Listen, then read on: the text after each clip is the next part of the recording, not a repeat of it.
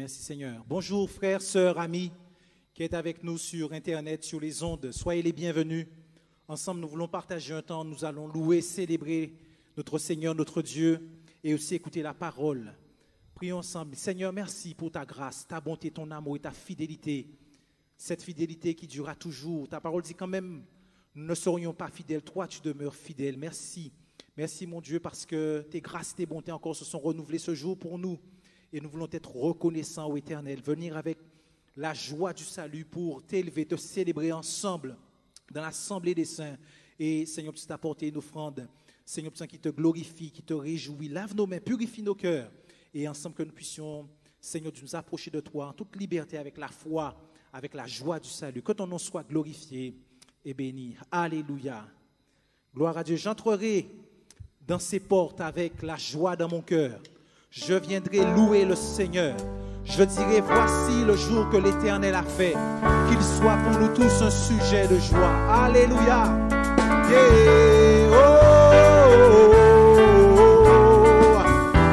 Alléluia. J'entrerai dans ces portes avec la joie. Je viendrai louer le Seigneur.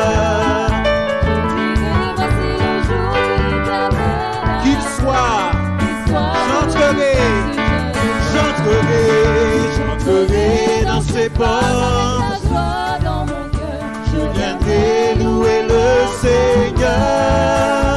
Je dirai, voici le jour que l'Éternel a fait. Qu'il soit pour nous tous un sujet de joie, un sujet de joie, un sujet de joie.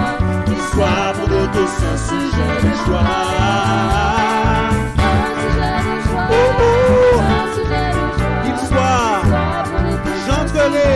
J'entrerai dans ces portes. Alléluia, Jésus est la porte. Il est le chemin, la vérité, la vie. Nul ne va au Père que par lui. Alléluia. J'entrerai dans ces portes. Je viendrai louer le Seigneur.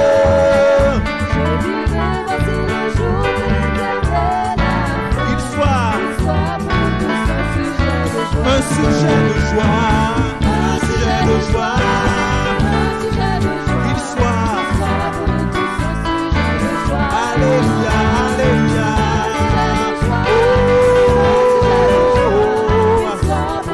un sujet de joie, un sujet de joie,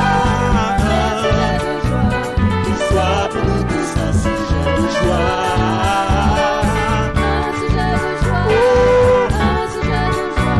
J'entrerai dans ces portes. Je viendrai louer le Seigneur.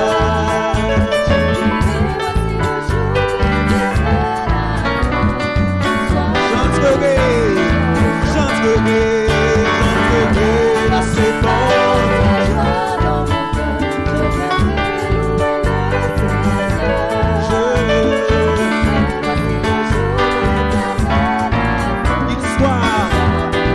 Un sujet de joie,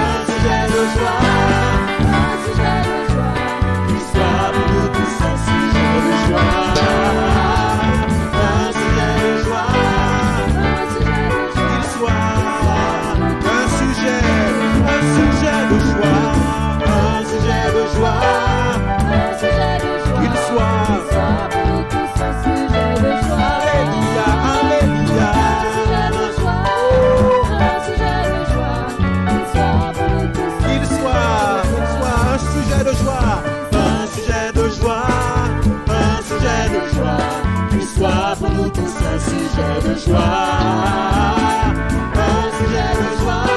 un sujet de joie, qu'il soit un sujet de joie, un sujet de joie, un sujet de joie, qu'il soit pour nous tous un sujet de joie, un sujet de joie, un sujet de joie, qu'il soit pour nous tous un sujet de joie.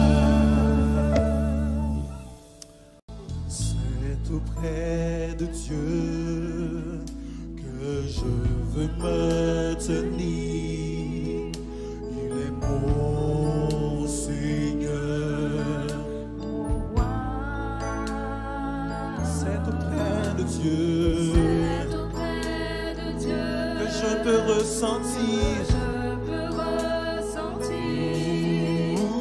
l'amour qu'il a pour moi. C'est auprès de Dieu, c'est auprès de Dieu que je voudrais grandir, entendre le son de sa voix.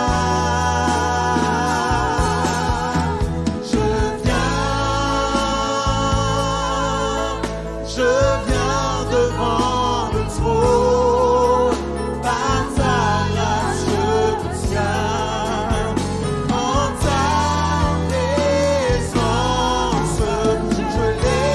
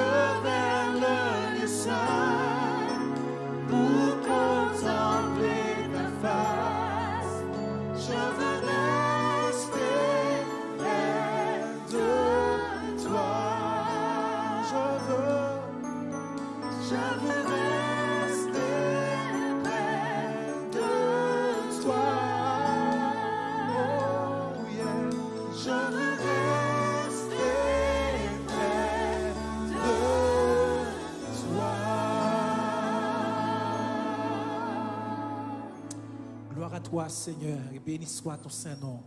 Nous bénissons, peuple de Dieu. Nous prions vraiment que sa grâce envers vous soit encore multipliée. Que son nom soit loué et béni. Alléluia.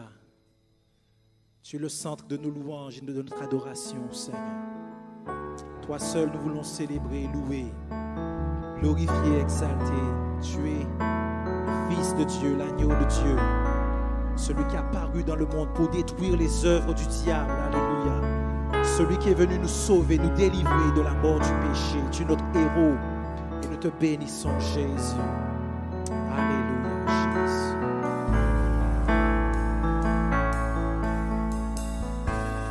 Les cieux proclament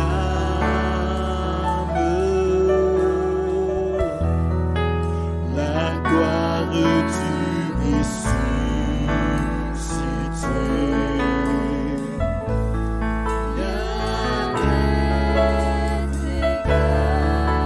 À la beauté.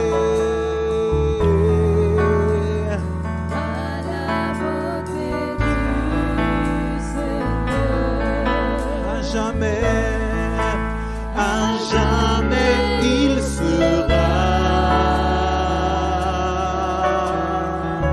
Alléluia. L'agneau sur le trône. Je fléchis le genou, je fléchis le genou pour l'adorer lui seul, pour l'adorer lui seul. Les cieux proclament, on reprend ça ensemble, les cieux. Les cieux proclament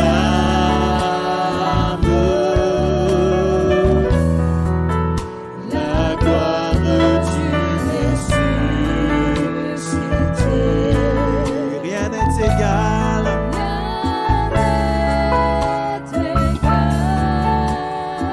À ta beauté, Jésus, toi le Fils de Dieu.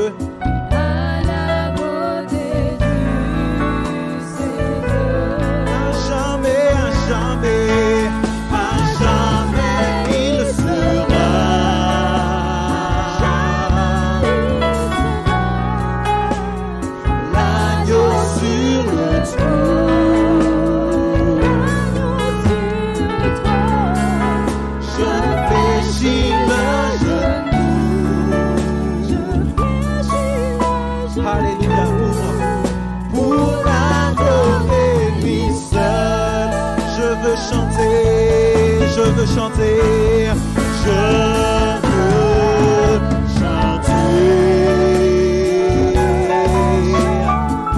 Alléluia Jésus. Alléluia Jésus. Toi le Fils de Dieu qui est mort et qui est ressuscité pour l'éternité. Puis nous a rachetés.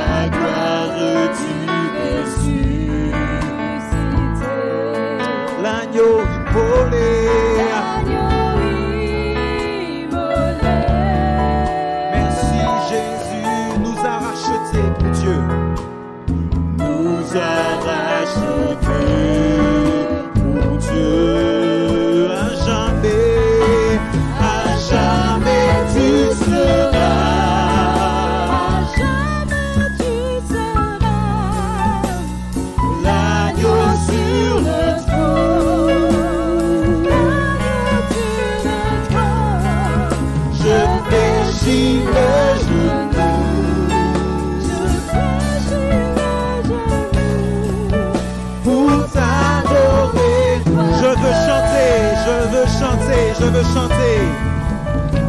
Je veux chanter.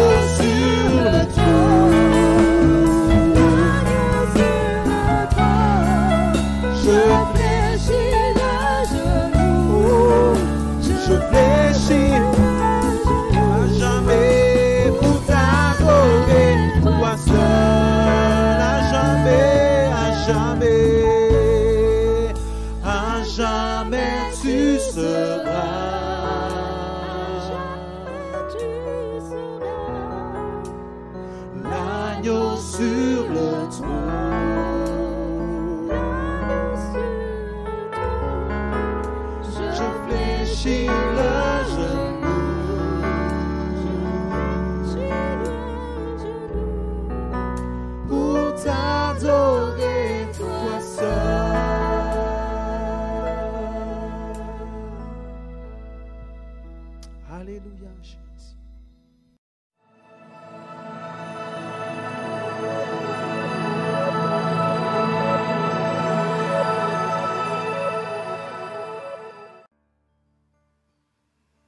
Au plaisir d'être avec vous, de méditer la bonne et merveilleuse parole du Seigneur. Béni soit Dieu pour l'occasion, l'opportunité d'entendre sa parole. La Bible, c'est Dieu qui s'adresse à la terre. Par la prière, nous exprimons les sentiments de notre cœur. Mais béni soit Dieu parce que par le Saint-Livre, il désire nous instruire, nous enseigner, puisque l'apôtre Paul a pu dire que toute écriture est inspirée de Dieu. Est inspirée de Dieu pourquoi? Pour instruire, pour enseigner et pour conduire l'homme dans la voie de Dieu. Sans plus tarder, je lis dans l'Épître aux Hébreux, au chapitre 11, le verset 11.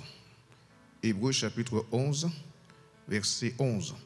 Tout ce qui est écrit dans la parole de Dieu, c'est pour notre propre instruction.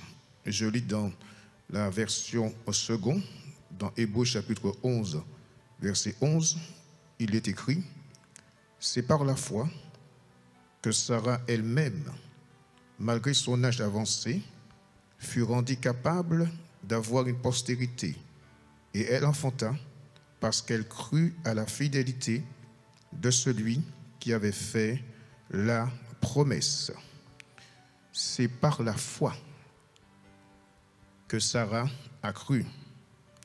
Avant de voir plus en détail ce verset, ce texte de l'Écriture, parce que tout ce qui est écrit dans la parole de Dieu c'est pour notre propre instruction. Tout d'abord, c'est la promesse infaillible d'une descendance. La promesse infaillible d'une descendance. Simplement rappeler ce que Dieu, l'Éternel, a pu dire à Abraham, époux de Sarah.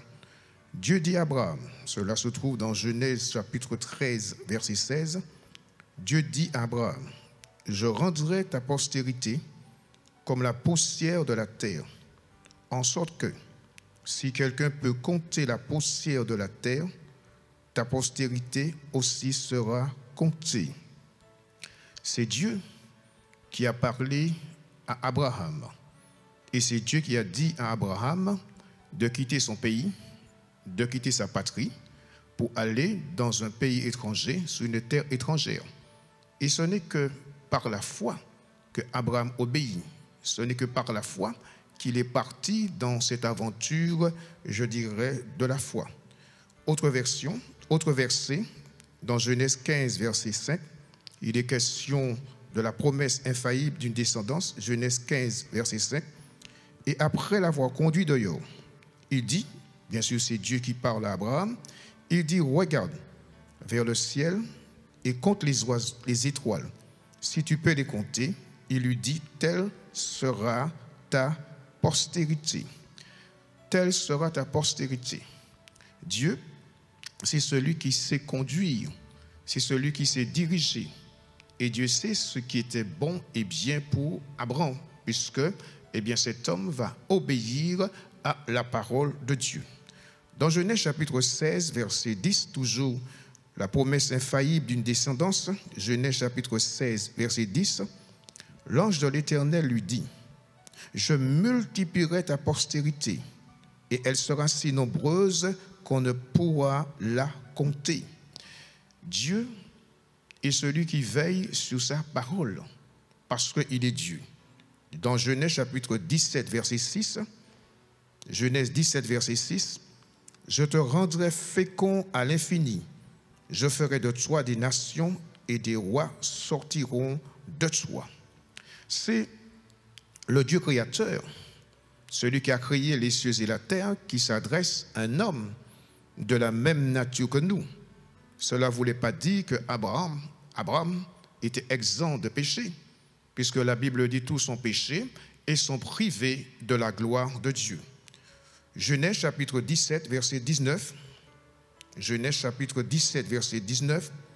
Dieu dit, « Certainement, Sarah ta femme t'enfantera un fils, et tu l'appelleras du nom Isaac. J'établirai mon alliance avec lui comme une alliance perpétuelle pour sa postérité après lui. » De telles paroles ne pouvaient qu'encourager Abraham. Quand Dieu parle, c'est toujours pour notre bien. Et quand Dieu parle, il veut que nous croyions à ce qu'il dit, puisque l'Écriture déclare ce que sa bouche dit, sa main l'accomplit parfaitement, parce qu'il est Dieu. Et l'Écriture dit aussi, en Dieu, il n'y a ni changement, ni ombre de variation.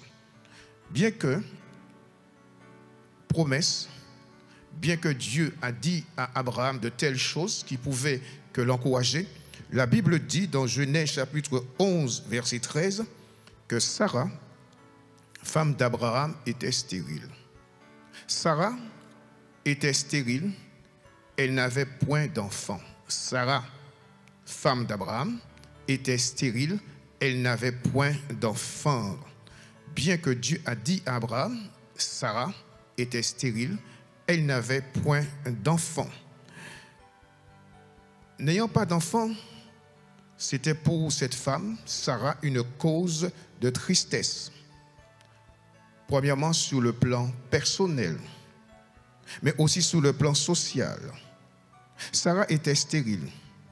Et en plus, elle avait sûrement dépassé la ménopause et elle ne pouvait enfanter.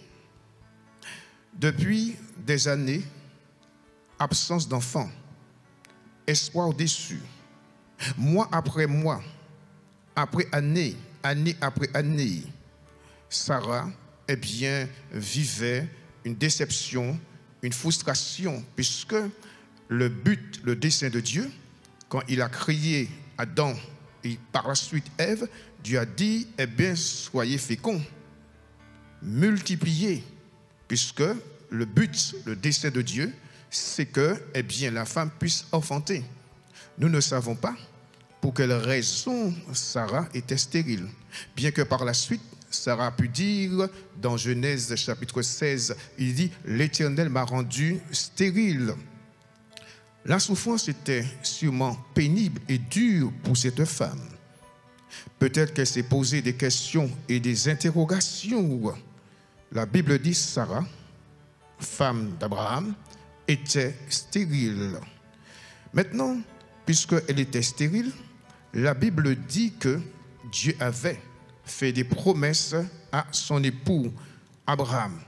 Et bien sûr, à un moment donné, l'Éternel est venu au-devant d'Abraham avec des anges où il est dit, il n'y a rien d'étonnant de la part de l'Éternel, selon Genèse chapitre 18, verset 14. Il n'y a rien d'étonnant de la part de l'Éternel.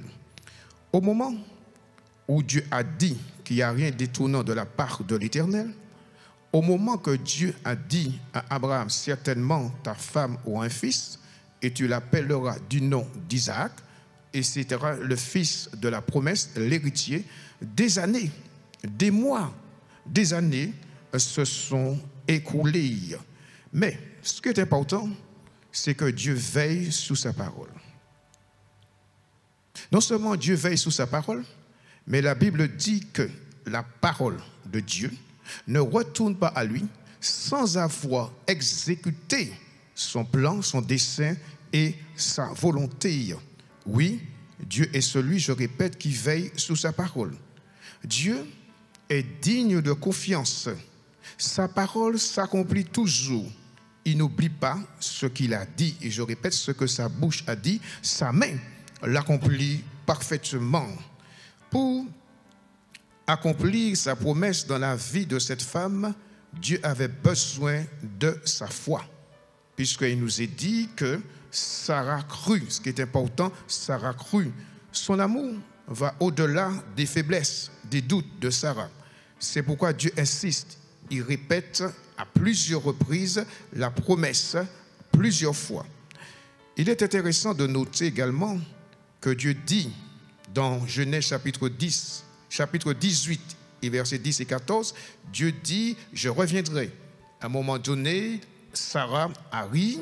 Bien sûr, le rire de Sarah ne va pas empêcher à l'accomplissement de la parole de Dieu. Je répète, le rire de Sarah ne va pas empêcher à l'accomplissement de la parole de Dieu.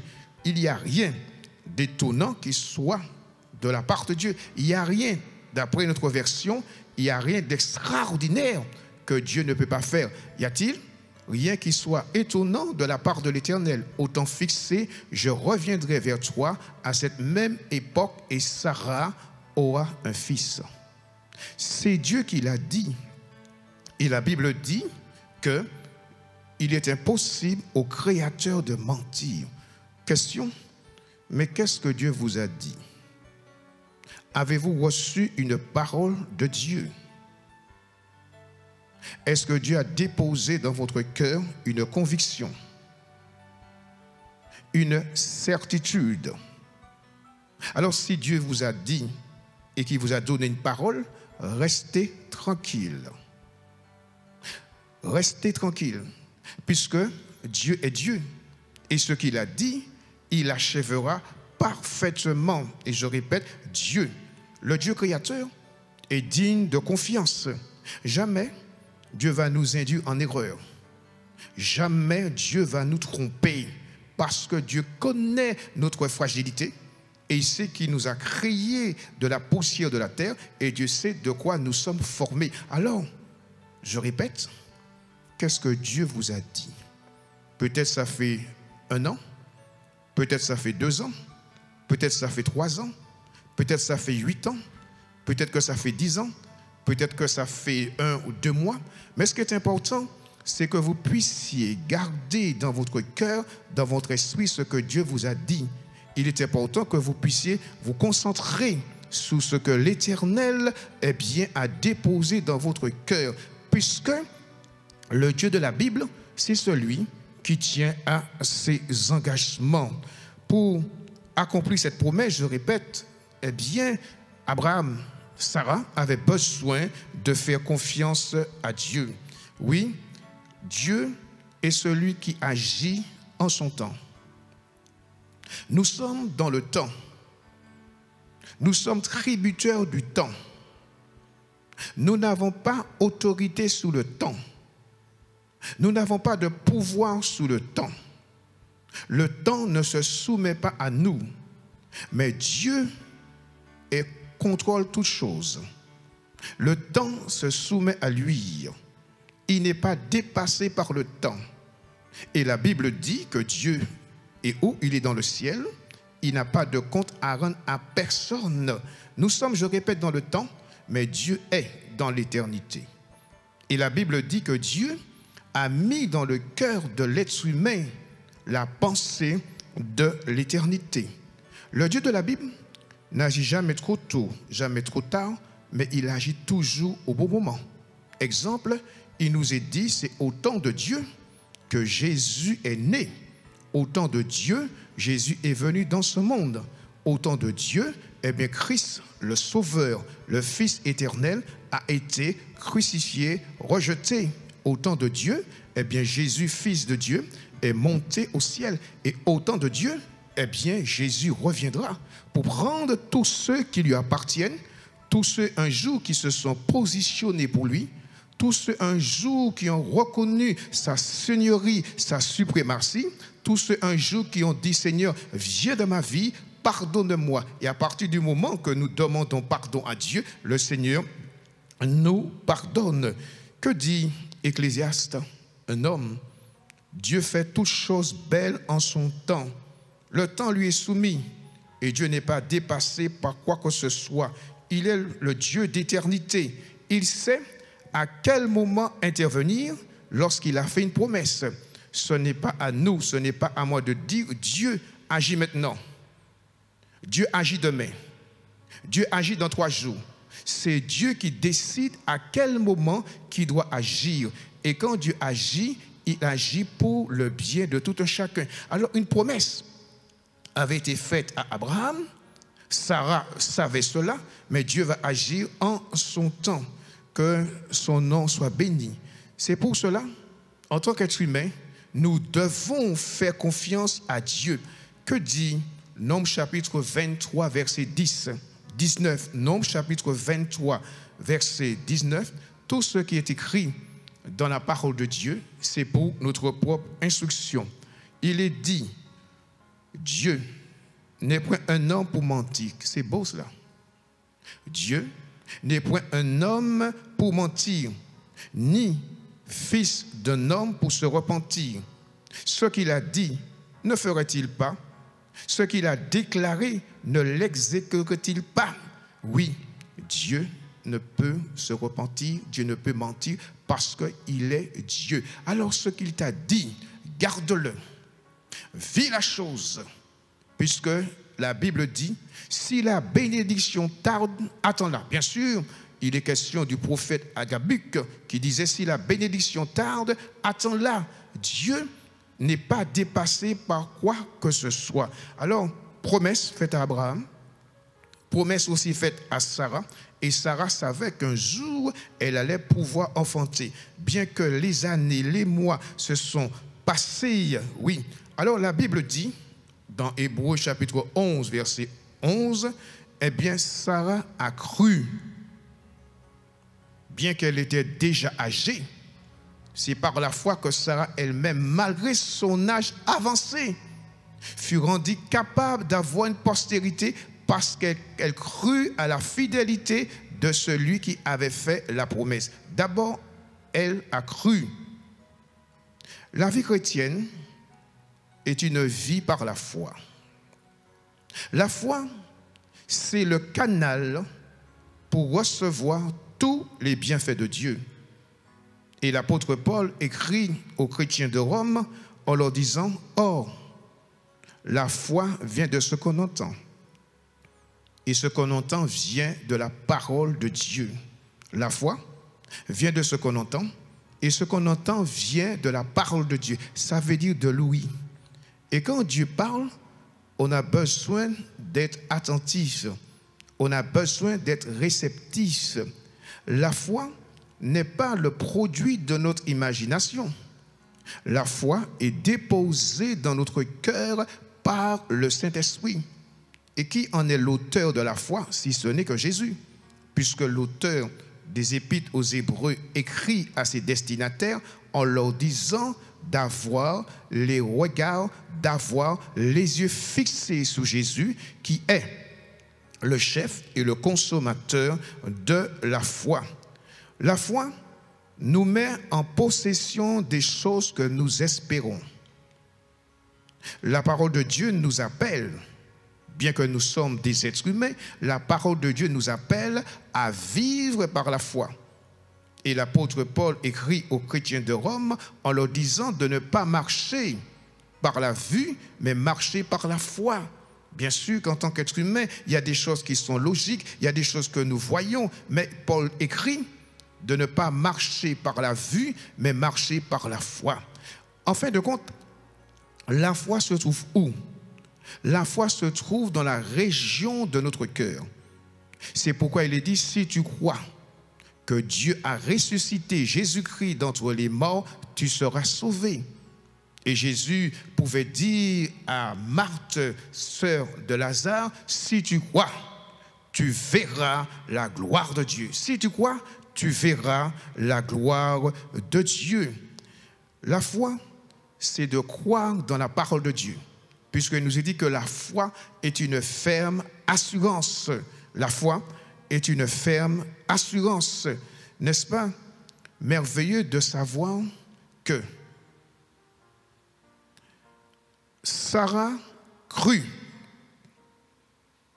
Elle a cru en Dieu. Elle a cru dans la parole de Dieu. Elle a cru dans celui qui a dit à Abraham, son époux, selon Genèse chapitre 17, verset 1, « Je suis le Tout-Puissant ». Ça veut dire, étant le Tout-Puissant, j'ai le pouvoir, j'ai la capacité, j'ai la puissance d'agir. Mais qu'est-ce que Dieu ne peut pas faire? Dieu, eh bien, ne peut pas mentir puisqu'il est Dieu. Il est impossible à ce que Dieu mente. Ce qu'il t'a dit, eh bien, un jour, cela se réalisera dans ta vie. Elle a cru. Comme Abraham a cru. Je répète, Sarah a cru. Comme Abraham, son époux, a cru. Puisqu'il nous est dit dans Genèse chapitre 15, verset 6, Abraham crut. Genèse 15, verset 6, Abraham crut. Et cela lui fut imputé à justice, puisque Dieu lui dit avant, regarde, Dieu lui dit, sors, regarde, si tu peux compter les étoiles du ciel, telle sera ta postérité. Et la Bible nous dit, Abraham crut. Abraham eut confiance en l'Éternel, qui le lui imputa à justice. C'est beau et c'est merveilleux. Dans un couple, lorsqu'on a la même confession de foi, c'est beau et c'est merveilleux dans un couple, lorsqu'on prie, l'époux prie, l'épouse prie, le Dieu créateur. C'est beau et c'est merveilleux dans un couple, lorsque l'époux est pardonné, lorsque l'époux est passé de la mort à la vie, des puissants des ténèbres à l'admirable lumière de Jésus-Christ, de même que l'épouse. C'est beau et c'est merveilleux que dans un couple, on fait confiance à Dieu. Alors, Sarah crut, comme Abraham a cru. Quelle force pour le couple de faire confiance à Dieu en sachant que le Dieu créateur est capable. Vous, en tant que couple qui est au Seigneur, croyez que Dieu est capable d'agir au-delà de ce que vous pouvez demander et penser. que son nom soit béni, que son nom soit glorifié. Alors, elle a cru. Autre version, elle eut la certitude que Dieu serait fidèle à sa promesse. Elle crut la certitude que Dieu serait fidèle à sa promesse. Ou encore, par la foi, elle aussi reçut la vertu de concevoir. C'est en dépit de son âge avancé, parce qu'elle estima fidèle celui qui avait promis. C'est par la foi. Et lorsqu'on lit dans Genèse 17, eh bien, il est question que Sarah était une femme âgée, elle avait déjà 90 ans. Et la naissance d'Isaac, eh bien, Abraham avait 100 ans. Et la Bible nous dit, malgré que Abraham avait un corps usé, Abraham ne douta point. Abraham a su faire confiance à Dieu, quel que soit votre âge, et particulièrement pour ceux qui sont en âge avancé. Il se pourrait que la démarche n'est plus comme autrefois. La démarche est lente, déplacement aussi est lent par rapport, je dirais, à ce qui est physique, puisque l'apôtre Paul écrit à ses frères et sœurs de Corinthe en leur disant que l'homme extérieur se détruit, tandis que l'homme intérieur se renouvelle. Alors, si Dieu vous a fait une promesse, sachez que Dieu est capable de tenir à ses engagements. Parce qu'il est le Dieu de la parole, il est le Dieu de la Bible. Et ce qu'il dit, il accomplit parfaitement, malgré que la démarche est lente. Peut-être des problèmes de santé, problèmes articulation, je ne sais. Bien, depuis de nombreuses années, le Seigneur vous a parlé. Sachez que Dieu n'agit jamais trop tôt, jamais trop tard, mais Dieu agit toujours au bon moment. Un exemple, Dieu n'avait-il pas dit à Abraham que ton peuple sera assujetti à un autre peuple? Mais il viendra un temps que, eh bien, quelqu'un viendra pour libérer ton peuple. Et Dieu a choisi un libérateur pour libérer le peuple. Dieu a choisi un libérateur, en l'occurrence Moïse, mais qui a délivré le peuple, c'est Dieu. Moïse n'était qu'un instrument. Moïse n'était qu'un libérateur, mais c'est Dieu qui a libéré le peuple. C'est Dieu qui a accompli des prodiges extraordinaires sur le pays d'Égypte afin que Pharaon, ce monarque, puisse laisser aller libre le peuple de Dieu. Alors, qu'est-ce que Dieu t'a dit? Ne reste pas dans le découragement. Ne reste pas dans l'apitoiement. Ne sois pas, je dirais, une victime. Mais sache que ce que Dieu t'a dit, il accomplira certainement parce qu'il est Dieu. Puisque dans Éphésiens chapitre 3, verset 20, dans Éphésiens chapitre 3, verset 20, il est dit, à celui qui peut faire par la puissance qui agit en nous, infiniment au-delà de tout ce que nous demandons ou pensons. C'est la puissance de Dieu par son esprit qui agit en nous. Infiniment au-delà de ce que nous demandons ou pensons. Jésus n'a-t-il pas dit demandez et vous recevrez? Et l'apôtre Paul écrit aux chrétiens de Philippe en leur disant ne vous inquiétez donc de rien, mais faites connaître à Dieu tous vos besoins par des prières et que cela soit accompagné par des actions de grâce. Et la paix de Dieu, qui surpasse toute intelligence, gardera vos cœurs et vos pensées en Jésus-Christ. Il peut agir puissamment en toi parce qu'il est le Dieu créateur. Dieu fera tout pour notre bien. Il fera tout pour notre bien parce que Dieu connaît notre fragilité. Il sait qui tu es. Et Jésus a dit que Dieu sait le nombre des cheveux qui s'y trouvent sur notre tête et que les passereaux ne tombent pas par terre sans la volonté du Tout-Puissant. Alors Sarah crut. Croyez dans la parole de Dieu. Croyez en Dieu. Croyez en Jésus-Christ. Et Jésus pouvait dire à ces hommes qui, en fin de compte, n'acceptaient pas son enseignement, qui était meilleur pédagogue que Jésus, qui était meilleur enseignant que Jésus, puisque Jésus est le Fils éternel, puisqu'il nous dit, au commencement était la parole s'est faite chair, et cette parole est venue habiter pleine de grâce parmi nous. Et la Bible dit que les siens, les Juifs, l'ont pas reçu parce que leurs œuvres étaient mauvaises. Et il est dit à ceux qui ont cru, c'est beau, à ceux qui ont cru, Dieu les a donné le pouvoir de devenir enfants de Dieu. Ils ne sont pas nés non de la volonté de la chair, mais de la volonté de Dieu.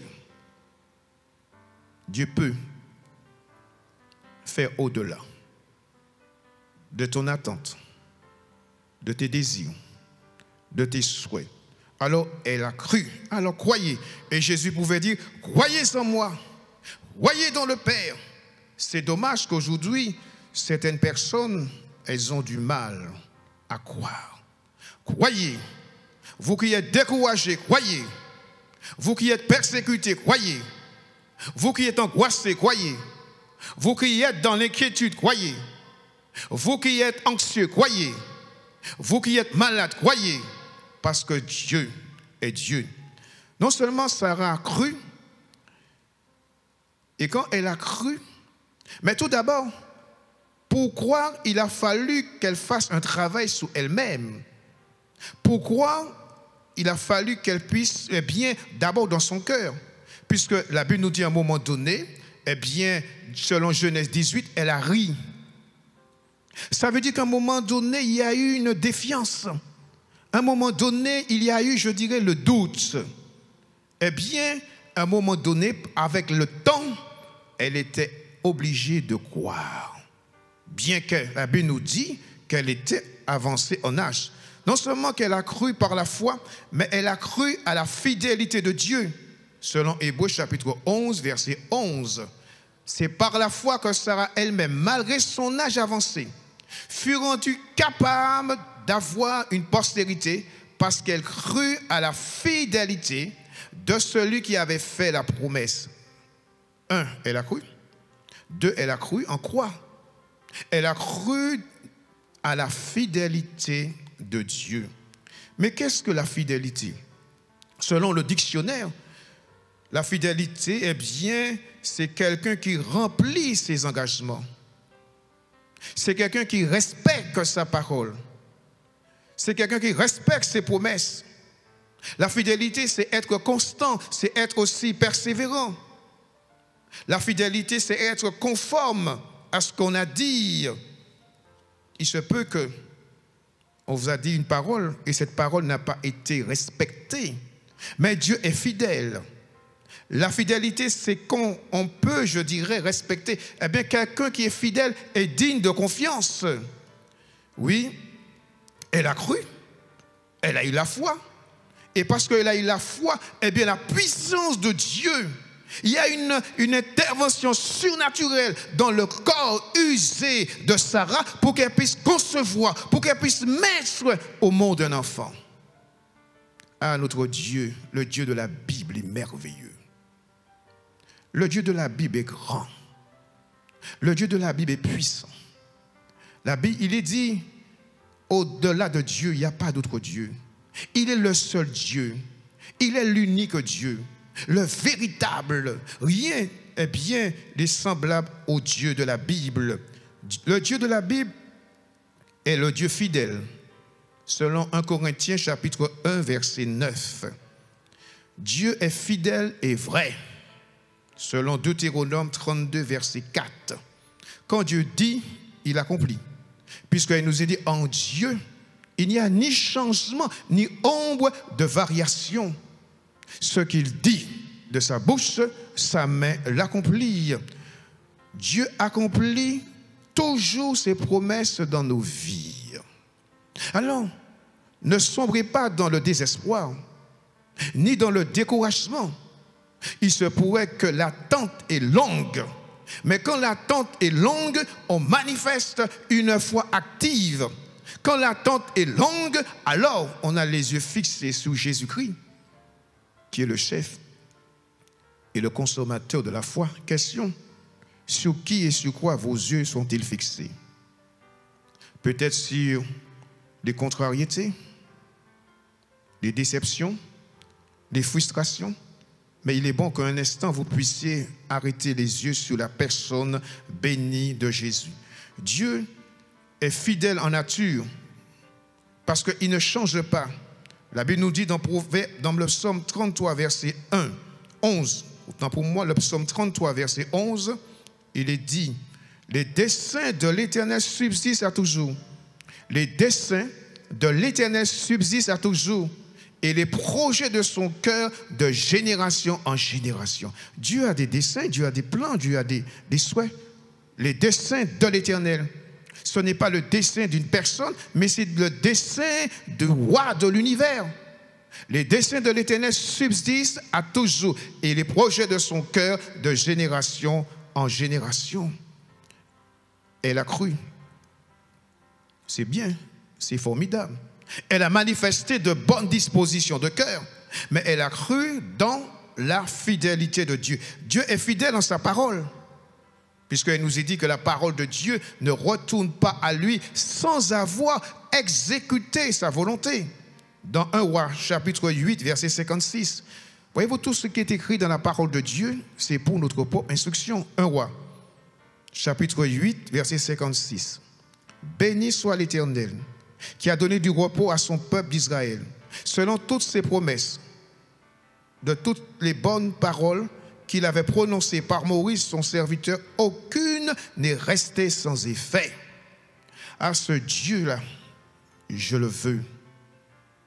Ce Dieu-là, je crois en lui, parce que quand il dit, alors il agit. La fidélité de Dieu dure de génération en génération, selon le psaume 100, verset 5, le psaume 100, verset 5, de génération en génération, la fidélité de l'Éternel est éternelle. Sa fidélité n'augmente pas. Sa fidélité ne diminue pas.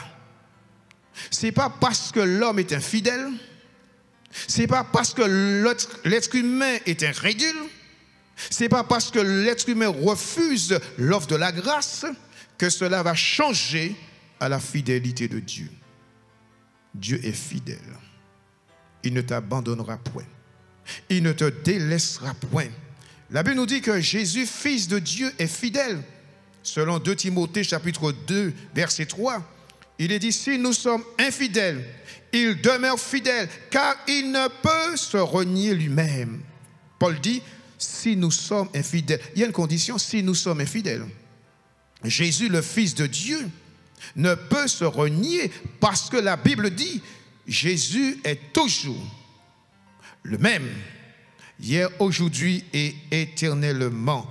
Alors, la foi de Sarah reposait sur un fondement solide, sur la fidélité de Dieu. Je répète, la foi de Sarah reposait sur un fondement solide, la fidélité de Dieu. Comme Sarah, croyons à la fidélité du Créateur. Avec Dieu, nous ne serons ni confus ni déçus. C'est par la foi que Sarah, malgré dans sa vieillesse, a conçu, a mis au monde un enfant. Et quel enfant? Isaac. Puisque Dieu avait dit à Abraham, certainement ta femme aura un fils. Dieu dit un fils, hein? Je répète, Dieu dit un fils. Sarah n'a pas mis au monde une fille, hein? Anne a demandé à Dieu, selon 1 Samuel, chapitre 1, Anne a demandé à Dieu un fils. Et Anne dit, je le consacrerai à l'Éternel. Elle a demandé un fils. Et la Bible nous dit que Dieu se souvient, se rappelle d'Anne. Elle a demandé un fils. Dieu ne lui a pas donné une fille. Et quel fils? Le prophète Samuel, un homme remarquable. C'est pourquoi il est dit, fais de l'Éternel tes délices. Il accordera ce que ton cœur désire. Bien sûr, Dieu sait ce qui est bon pour nous. Tout ce que Dieu fait, c'est selon son bon vouloir et selon sa bonne volonté. Alors c'est par la foi que Sarah a eu un fils malgré les circonstances. Elle était incapable de concevoir, incapable de mettre au monde un enfant. Mais ça a été, je dirais, quelque chose de surnaturel dans sa vieillesse. La puissance de Dieu. Et c'est pourquoi Paul dit, or, Dieu est capable d'agir infiniment par la puissance qui agit en nous. Ça veut dire que c'est la puissance de Dieu. Cette puissance a pu agir dans le corps d'Abraham et dans le corps de Sarah. Et là, il y a eu quoi? La vie. Là où il y a la mort, alors il y a la vie. Là où il y a la mort, il y a la vie. Nous avons des exemples où la fille de Jairus était morte. Jésus est venu, il y a eu la vie. Le fils de la veuve de Naïm était décédé. Et quand Jésus est venu, il y a eu la vie. La Bible dit que Dieu est le Dieu des vivants. Alors soyez bénis, soyez fortifiés, soyez encouragés. Là où humainement on ne peut concevoir, Dieu peut. Et c'est pourquoi il est dit, Jésus pouvait dire, tout est possible à Dieu.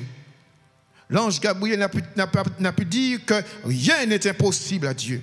Et Job, un moment qui a connu des diverses épreuves, a pu dire dans son chapitre 42, verset 2, « Je reconnais que tu peux tout et que rien ne peut s'opposer à tes desseins. » Voyez-vous, rien, personne ne peut s'opposer à la volonté de Dieu quand Dieu a décidé de bénir.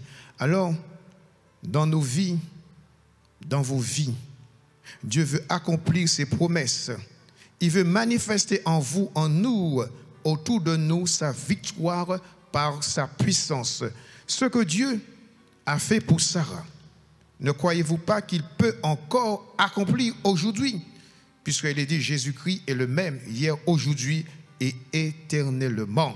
Alors, dans Genèse 18, verset 14, c'est un texte, un verset que j'aime. Y a-t-il quelque chose d'étonnant de la part de l'Éternel? Dieu agit au-delà de ce que vous pensez, que vous imaginez. Alors Sarah a cru. Croyez. Elle a cru dans quoi? Dans la fidélité de Dieu. Parce que ce que Dieu dit, il l'accomplit parfaitement. Dieu, tu es au ciel. Tu es au ciel et tu observes les voies de l'homme sur la terre. Il est dit que le ciel est ton trône et la terre est ton marchepied.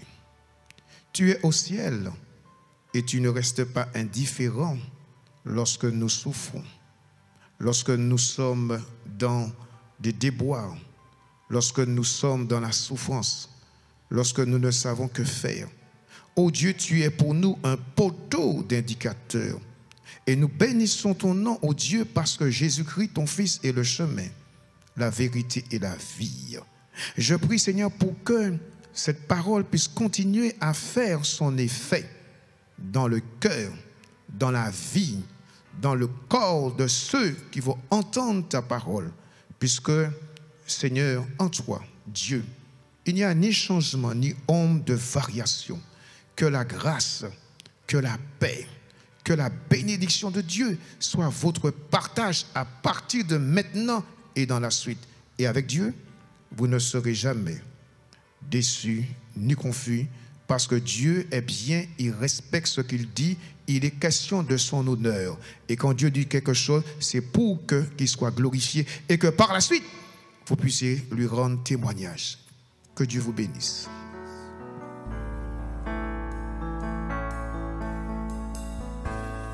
Les cieux proclament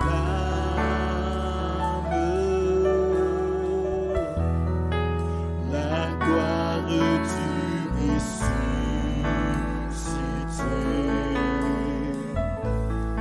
La terre égale à la beauté.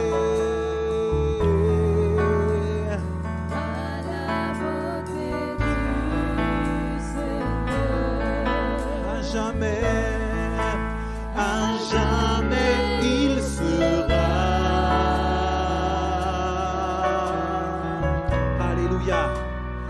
L'agneau sur le trône. genou. Je fléchis le genou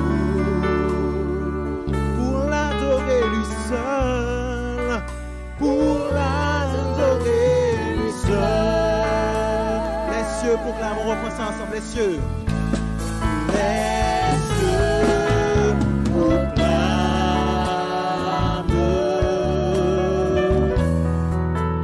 la gloire du ressuscité. Rien n'est égal.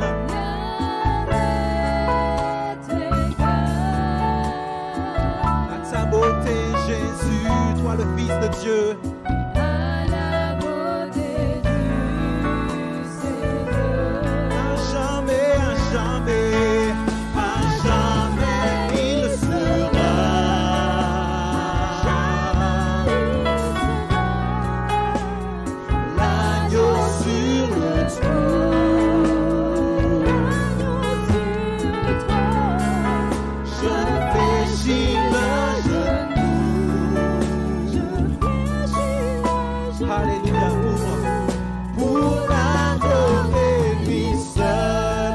Je veux chanter, je veux chanter.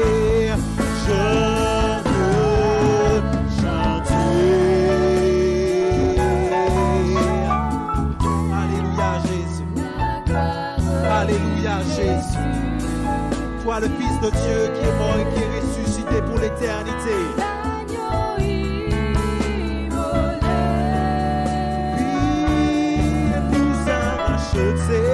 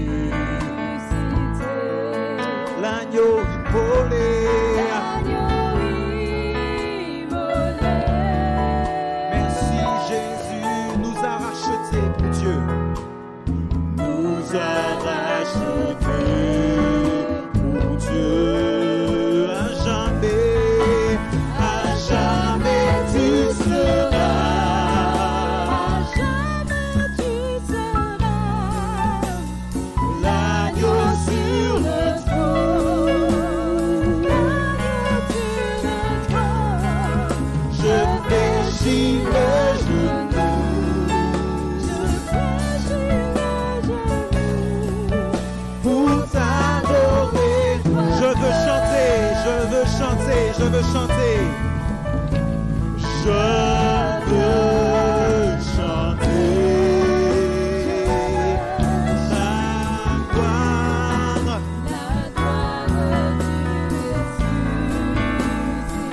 l'agneau immolé.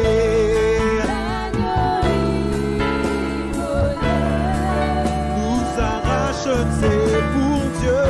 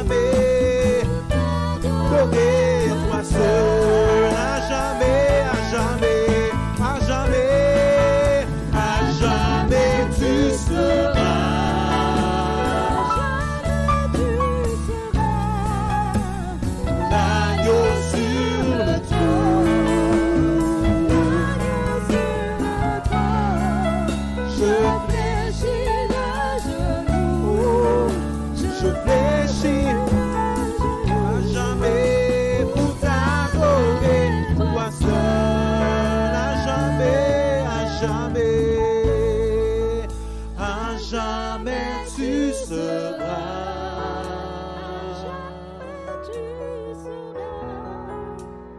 L'agneau sur le trône.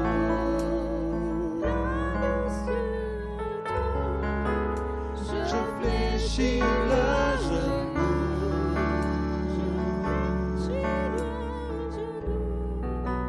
pour t'adorer, toi seul.